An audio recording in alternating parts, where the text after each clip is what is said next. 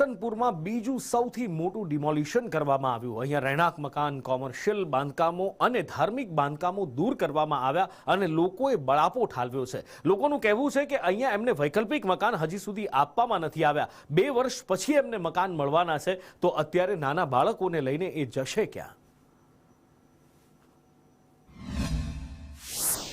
પણ સરકારે રાતોરાત બધું ખાલીકરણ કઢાઈ નાખ્યું। હવે શી ખબર સરકારને શું વિકાસ કરવો હોય કે ગરીબોને હટાવવા જોઈએ તો ગરીબોને અમે પેલા ઘર આપો પછી હટાવો, અમારી એ માંગ હતી। પણ સરકાર આ તાનાશાહી ચાલી રહી સરકારની, કોઈનું ગરીબોનું કોઈ વિચારતું નહીં। જેમ અંગ્રેજોએ જલિયાવાલા બાગમાં બધાને માર નાખે ને, આ મારવાની પદ્ધતિ સરકારે કરી આપી એવું મને લાગે। અમે વર્ષો જૂના છે ભાઈ, 50 વર્ષ જૂનું ખરું। મારે 5-6 વર્ષની હતી ને ત્યાં ના આવ્યા, અમે વર્ષોથી જૂના, એટલે કઈ આ લોકો કઈ એવું આપતા નથી, કશું કીધું નથી, એમ જ આ બધું।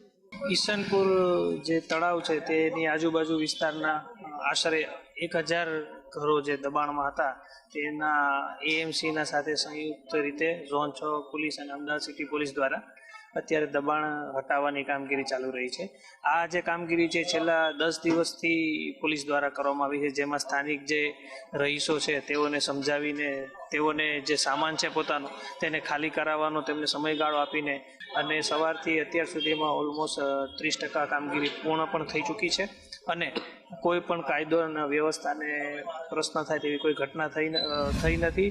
ચંડોળા બાદ અમદાવાદના ઈસનપુરના રામવાડી પાસે ગેરકાયદે દબાણો ઉપર એએમસીનું બુલડોઝર છે તે ફરી વળ્યું છે। જોઈ શકાય છે કે મોટા પ્રમાણમાં પોલીસ કાફલો સાથે રાખીને અત્યારે હાલ જે ચુસ્ત પોલીસ બંદોબસ્ત સાથે ડિમોલેશનની કામગીરી છે તે કરવામાં આવી રહી છે। રામવાડી વિભાગ 1 થી 10માં કોર્પોરેશનનું આ મેગા ડિમોલેશન ચાલી રહ્યું છે।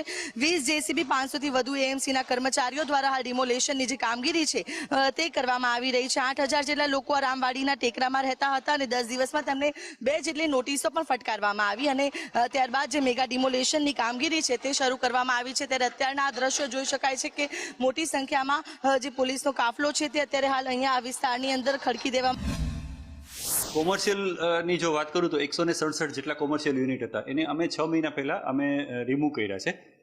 અત્યારની તબક્કે 925 જેટલા રહેણાંક પ્રકારના સ્ટ્રક્ચર્સ છે અત્યારે જેને દૂર કરવાનું અમારું આયોજન છે।